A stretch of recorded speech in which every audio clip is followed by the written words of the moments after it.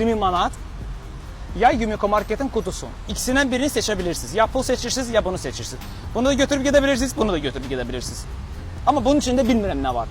Boş da ola bilər, hediye de ola bilər. Коробку. Dəqiq. Да. Buyurun baxın. Hediye sizindir, sağlığına. Çox sadə sualdır, mən 20 manat seçərəm. Dəqiq. 100%. Bunu istəmirsən. Əminsən. Sahib olduğum, istədiyim hər şey sahibəm bu dəqiqə. Bir dənə pul qalıb. Aslında mystery box. Yaxşı fikirləşin. Adama 10 manat düşür dar da sana da.